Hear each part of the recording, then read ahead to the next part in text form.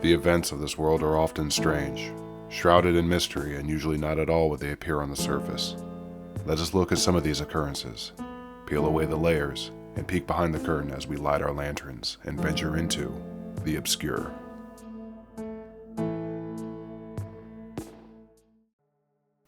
It's Halloween night, and little Johnny is bubbling with excitement.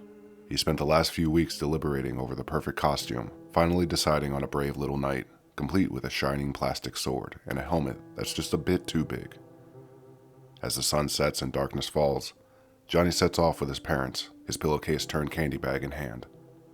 There's a magical feeling in the air as he goes door to door, laughing with friends, collecting treats from smiling neighbors, and embracing the chance to play pretend. Hours pass, and his candy bag gets heavier with every stop. When the evening's over, Johnny returns home, his face flushed with happiness and his bag brimming with candy. He eagerly dumps his haul on the living room floor, sorting through chocolates, lollipops, and gumdrops. But as his small hands dig through the pile, he suddenly pauses. There's something unusual nested among the treats. Johnny's parents rush over, their hearts pounding. This is the very moment every parent fears, the nightmare that haunts their minds on Halloween night. It's the whispered warning they've heard year after year. What if there's poison in the candy? This tale of terror is all too familiar to parents across America, a myth that transformed Halloween from a night of fun into one of unease. The fear of poisoned or tampered candy isn't just a cautionary whisper, it's become an enduring urban legend, stoked by media reports, community warnings, and chilling stories that have circulated for decades. But where did this all begin? And how did it become so deeply ingrained in the public's mind? Good evening, I'm Mike Andre. Make-believe ghosts and goblins are being replaced this Halloween by real worries over pins, razors, and poison candy. There continues to be a problem locally, and trick-or-treaters... The roots of the poison candy legend can be traced back to isolated incidents and growing anxieties about strangers and the safety of children. In the late 1960s and early 1970s, isolated stories began to emerge about dangerous objects like razor blades being hidden inside apples or needles being inserted into chocolates. While most of these claims were later debunked or revealed to be pranks, the frightening idea that anyone could harm children so easily spread like wildfire. Then, in 1974, the death of 8-year-old Timothy O'Brien became a catalyst for nationwide fear. Timothy's father, Ronald Clark O'Brien, had laced his son's pixie sticks. If you would like to know more about this story, see the video we made on that story here on this channel. The stories of dangerous candy continue to circulate, and media outlets amplified these fears. Every year, news anchors would issue warnings to parents, advising them to check their children's candy for signs of tampering. Even unrelated tragedies fueled this cautionary tale. For instance, in 1982, the Tylenol murders, where 7 people in Chicago died after ingesting cyanide-laced Tylenol, escalated national panic.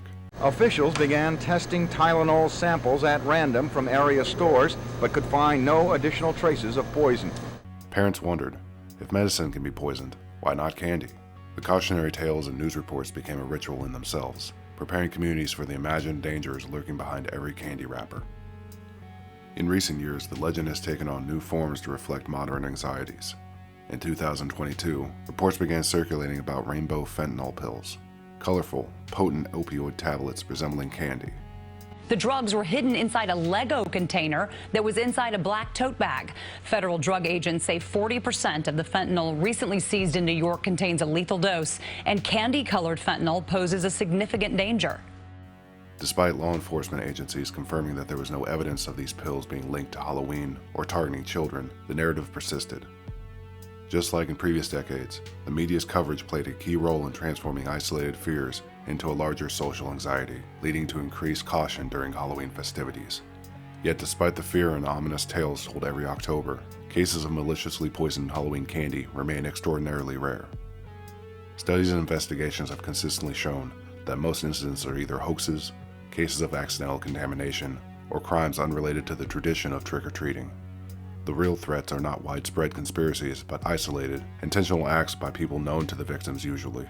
Even though the myth of widespread candy tampering is largely unsubstantiated, it's understandable for parents to be cautious. Experts recommend simple precautions like examining candies for signs of tampering, sticking to treats from trusted sources, and encouraging children not to eat anything while they're out. These steps allow families to balance safety and enjoyment without succumbing to exaggerated fears. The legend of poisoned Halloween candy is, at its heart, a reflection of our society's deep-seated fears about unseen dangers and threats to our children. While history shows that this fear is largely unfounded, the stories we tell ourselves, and the tales told every Halloween, have a way of shaping our reality. So as we lower our lanterns for now, remember, not all stories of fear are rooted in fact, but they still have the power to change our perceptions.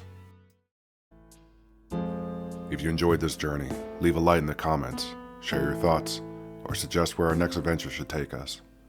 Until then, keep your lanterns ready, your minds curious, and your lights shining. See you in the next chapter of Observing the Obscure.